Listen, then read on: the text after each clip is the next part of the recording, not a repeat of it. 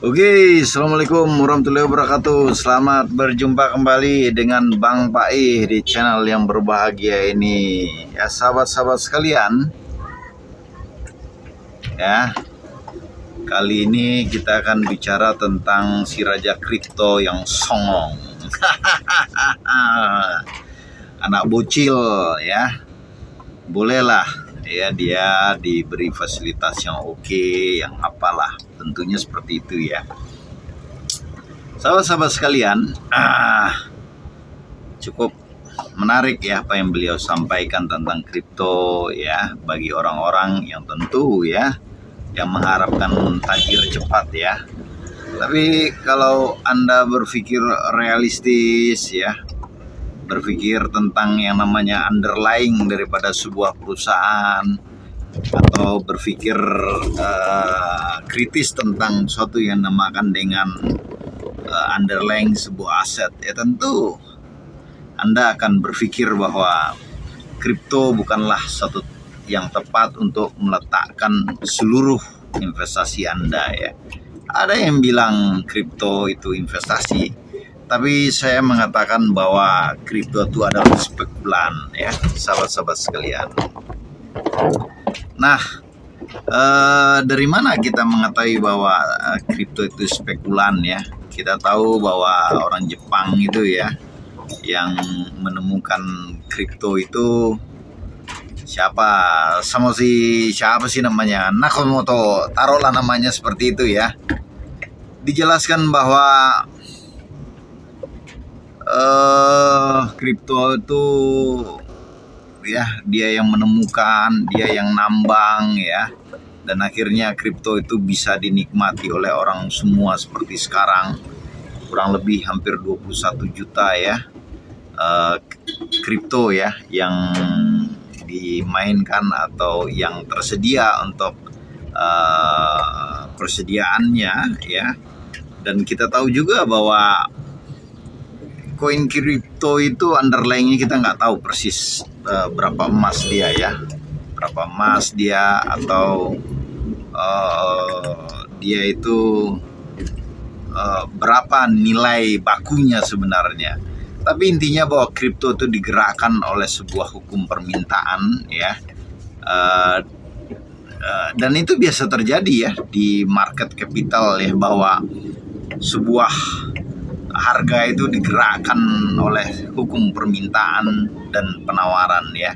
Sama seperti kripto ya, bahkan sebuah tai pun ya, kalau itu kita umpamakanlah sebuah tai ya, kalau memang dia menjadi langka, dia akan bisa digerakkan oleh hukum-hukum permintaan dan penawaran ya. Terlepas itu kosong atau tidak ya, coba lihat kiri ini.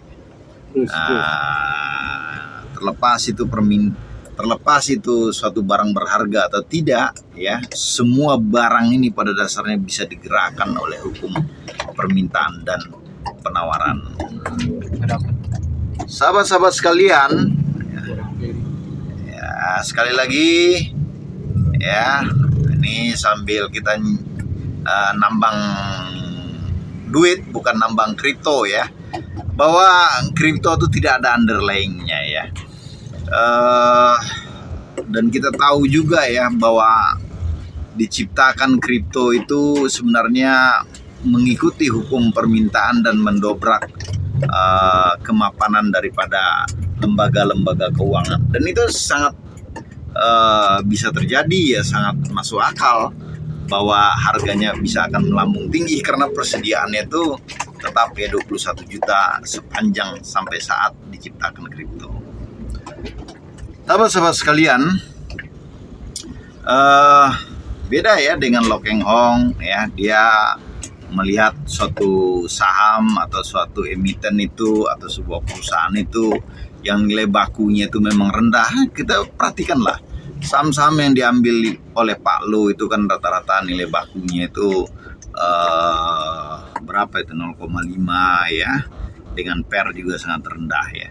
Sahabat-sahabat sekalian, Pak Lo itu telah teruji ya berpuluh-puluh tahun